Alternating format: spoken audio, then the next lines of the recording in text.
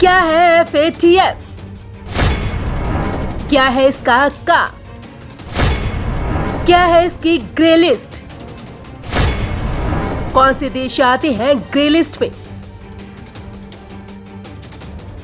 पाकिस्तान पर हमेशा से आतंकियों को पनाह देने के आरोप लगते आए हैं, लेकिन जब पाकिस्तान की एक कोर्ट ने मुंबई हमले के मास्टरमाइंड ज़कीरुर रहमान लखवी को 15 साल की सजा सुनाई थी, तो कुछ देश की प्रतिक्रिया भी बदली थी, जिसके बाद अमेरिका ने भी पाकिस्तान के इस फैसले का स्वागत किया था।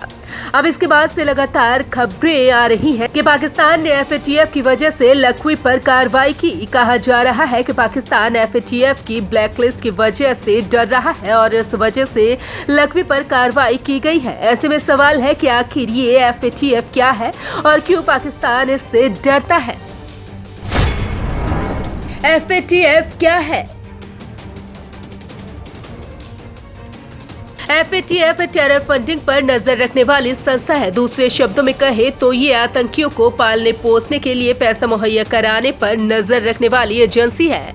कोई भी देश इसकी ग्रे लिस्ट में नहीं आना चाहता। इसकी ग्रे लिस्ट में आने का सीधा मतलब है कि आफत को दावत देना। FATF का गठन 1999 में हुआ था। कई देश इसके सदस्य हैं। अंतर्राष्ट्रीय वित्तीय व्यवस्था को साफ सुथरा बनाए रखना इस संस्थान का मकसद है। ये अपने सदस्य देशों को टेरर फाइनेंसिंग और मनी लॉन्ड्रिंग जैसी गतिविधियों में शामिल होने से रोकता है। FATF कई देशों पर मनी लॉन्ड्रिंग और टेरर फंडिंग से हो रहे फंड जनरेट पर नजर रखता है और उसे लेकर कई नियम भी बनाता है। सीधे शब्दों में कहें तो FATF का कई देशों में आ रहे फंड पर नजर रखता है।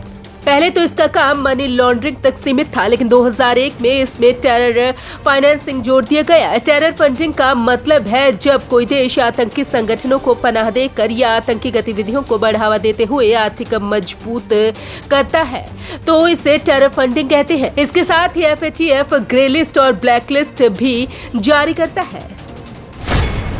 कितने सदस्य होते हैं? FATF में 39 सदस्य हैं। इसमें 37 देश और 2 रीजनल ऑर्गेनाइजेशंस हैं। भारत इसका सदस्य है, लेकिन भारत का कोई भी पड़ोसी देश इसका सदस्य नहीं है।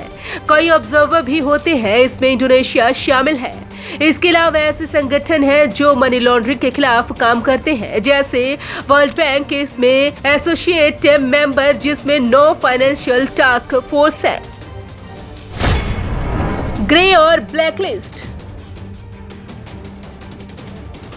ग्रे लिस्ट में उन देशों को शामिल किया जाता है जिन पर टेरर फंडिंग और मनी लॉन्ड्रिंग के सुरक्षित ठिकाने होने का आरोप होता है। ये ब्लैक लिस्ट जितनी खतरनाक नहीं होती, ये एक तरह की चेतावनी होती है कि आप ब्लैक लिस्ट में शामिल हो सकते हैं। अगर देश टेरर फंडिंग और मनी लॉन्ड्रिंग को रोकने के कदम नहीं उठाता तो उसे ब्लैक लिस्ट में डाल दिया जाता है। ग्रे लिस्ट में जाने पर किसी देश को IMF, वर्ल्ड बैंक जैसे संस्थानों से पैसे मिलने पर मुश्किल होती है, उसे लोन मिलने में मुश्किल होती है, अंतर्राष्ट्रीय व्यापार में दिक्कत आती है। वहीं टेरर फंडिंग और मनी लॉन्ड्रिंग को लेकर कॉपरेट ना करने वाले देशों को ब्लैक लिस्ट में डाल दिया जाता है। इन देशों को नॉन कोऑपरेटिव कंट्रीज और टेररिस्ट कहा जाता है। इसमें अगर कोई देश है तो इसका मतलब होता है कि वो टेरर फंडिंग और मनी लॉन्ड्रिंग को सपोर्ट कर रहा है। ये लिस्ट अपडेट होती रहती है। किसी देश के ब्लैक लिस्ट में जाने पर उस देश को IMF, वर्ल्ड बैंक जैसे